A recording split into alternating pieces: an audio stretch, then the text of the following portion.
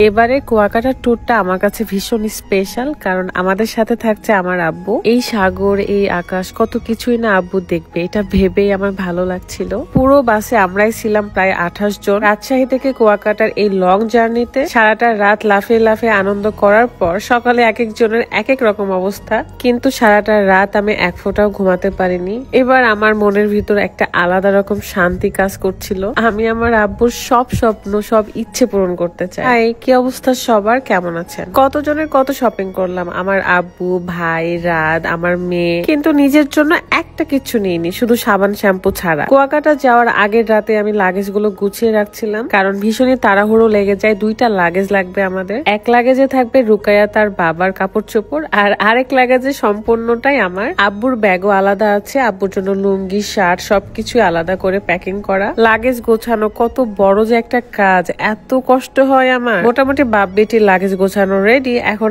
আমারটার পালা। স্লিমিং টি আমি সাথে নিয়ে যাই সব জায়গায়, তাই ওইটাও প্যাকিং করে নিলাম। এখন বাজে রাত 2:17। দেন পরের দিন সন্ধ্যা 6টায় আমরা বের হয়ে যাই, কারণ 8টার দিকে আমাদের বাস ছিল রাজশাহী টু কুয়াকাটা। আমার আব্বু আজকে এসেছিল দুপুরের দিকে, এন্ড এত ব্যস্ততার মধ্যে যতটুকু পারছি ভিডিও শুট গুলো নিয়ে আপনাদের সাথে শেয়ার করার ট্রাই করছি। আব্বুকে বাসের একদম সামনে বসিয়েছিলাম, বাকিগুলোকে লটারির মাধ্যমে সিটে বসানো হয়েছে। আমরা যে কত কত মজা করেছি, কত আনন্দ করেছি, সেগুলো দেখানোর আগে আপনাদেরকে একটু দেখাতে চাই। এখন দেখাবো স্কিন ব্রাইটেনিং এর জন্য ইরানি প্রিমিয়াম স্যাফরন হোয়াইটেনিং কম্বো, যেখানে থাকবে একটা premium saffron whitening soap, premium saffron night cream যেটা আমি রেগুলার ব্যবহার করি, আর থাকবে প্রিমিয়াম স্যাফরন বডি ক্রিম। এটা বডি ব্রাইট করতে অনেক বেশি হেল্প করে। প্রতিদিনই আমি ঘুমানোর আগে কিংবা ঘুম থেকে ওঠার পরে এই সাবানটাতে ভালো করে মুখটা ধুয়ে নিই, তারপর রাতের বেলা স্যাফরন নাইট ক্রিমটা স্কিনে ভালো করে অ্যাপ্লাই করে নিই। শাবাজ গ্লো ফেসবুক পেজ থেকে আপনারা এই কম্বোটা পেয়ে যাচ্ছেন। পেজটা আমার ভিডিও ডিসক্রিপশনে দেওয়া থাকবে, চেক করে নিবেন। এই কম্বো সেটটি ব্রণের দাগ, গর্ত দূর করবে এবং শরীর ও মুখের যে কোনো কালো দাগ দূর করবে। এই বডি ক্রিমটা ব্যবহারের ফলে হাঁটু, কোনোই, ঘাড়ের কালো দাগ দূর করে, স্কিনকে ব্রাইট করবে, সাথে ত্বক ময়শ্চারাইজ করে ঝকঝকে করে তুলবে। লিপ বামটা আমার ঠোঁটটাকে একদম পিঙ্কিশ করে ফেলে, তাই এটা আমি রেগুলার ব্যবহার করি। সো দেরি না করে আপনারা কিন্তু অর্ডার করে ফেলবেন। বাসে ওঠার পরপরই সবার শুরু হয়ে যায় আনন্দ করা। মোটামুটি 28 জনের একটা গ্রুপ ছিল, গ্রুপ তৈরি করে আমরা কুয়াকাটা আসছি। সবাই কাপলে ছিল, শুধু 2-1 ব্যাচেলার ছেলে ছাড়া। যারা ব্যাচেলার ছিল তাদেরকে একদম পেছনের সিটে বসানো হয়েছে, আমরা কাপল গুলা লটারির মাধ্যমে সিটে বসেছি। দেখতে গেলে আমি আর রাত কিন্তু ভালো সিটি পেয়েছি। আপনারা এখানকার কম বেশি সবাইকেই হয়তো চেনেন, কারণ প্রত্যেকেই কিন্তু ব্লগ করে। আমার মেয়ে তো 2টা সিট নিয়ে ইচ্ছা মতো মোবাইল দেখতেছিল, খাচ্ছিল, ঘুমাচ্ছিল। ইতি আপু মাঝখানে আমার কাছে এসে বসে, এন্ড এসে আমরা ভিডিও করি, ছবি তুলি। তো আমাদের ছোট ভাই আকাশ ছিল, যে JBL নিয়ে গিয়েছে, এন্ড ওইটাতেই গান বাজাচ্ছিল। গান বাজানোর পরে মনে হচ্ছিল যেন আমরা একটা পিকনিকে যাচ্ছি। যাই হোক, এই লং জার্নির ব্রেকিং এ আমরা একটু খাওয়া দাওয়া করার জন্য নেমে পড়ি। কোথায় নামছি আমি জানি না, এই হোটেলটার নামও আমি জানি না। খাওয়া দাওয়া শেষ করে বাসে ওঠার পর সবাই এমন ঘুম দিয়েছে যে একদম সকাল হয়ে গেছে,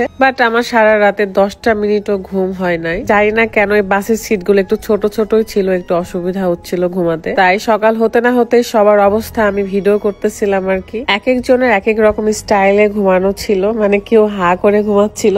সেই ভিডিও কিন্তু আমি আমার রিলসে দিব, বিথি স্ট্যাটন ফেসবুক পেজে। আসলে ফেসবুকের ব্লগে সব ভিডিও ইউজ করা যায় না, কারণ অনেক বড় হয়ে যায়, তাই ছোট ছোট ক্লিপ ইউজ করে আমি রিলস আকারে আপলোড দিচ্ছি বিথি স্ট্যাটনে। আর আপনারা ভীষণ পছন্দ করছেন শর্ট ভিডিও, তাই ওখানেই টুকটাক দিচ্ছি। এই তো আমি সবার ঘুমের অবস্থা দেখে নিজের জায়গায় চলে আসলাম। রাত তো অনেক আগেই পেছনের সিটে চলে গিয়েছিল, শুয়ে থেকে ঘুমাবে তাই। এদিকে আমি সূর্য ওঠা দেখছিলাম, ভীষণই ভালো লাগছিল। মাশাআল্লাহ, আল্লাহর অপরূপ সৃষ্টি। রাস্তা একটু ভাঙা ছিল কুয়াকাটা যাওয়ার পথে, তাই অনেকটাই দেরি হয়েছে। যেখানে আমাদের 6টায় পৌঁছানোর কথা, সেখানে প্রায় 9টা বেজে যায়। বাস থেকে নামতে না নামতে এত সুন্দর ওয়েদার আমরা দেখতে পাই। এই আকাশটা দেখে মনে হচ্ছিল একটা আর্ট করা আছে, কিন্তু না, এটা একদমই বাস্তব। আমরা সকলেই বাস থেকে আস্তে আস্তে নেমে পড়ি, এন্ড আমরা সবাই এখন হোটেলে চলে যাব ভ্যানে করে। এর আগে এসেছি, আমার ভীষণ ভালো লেগেছে। কক্সবাজারে গ্যাদারিং অনেক, কিন্তু কুয়াকাটায় গ্যাদারিং কম, তাই আব্বুকে নিয়ে ফার্স্টে কুয়াকাটায় আসলাম। নেক্সট টাইম ইনশাল্লাহ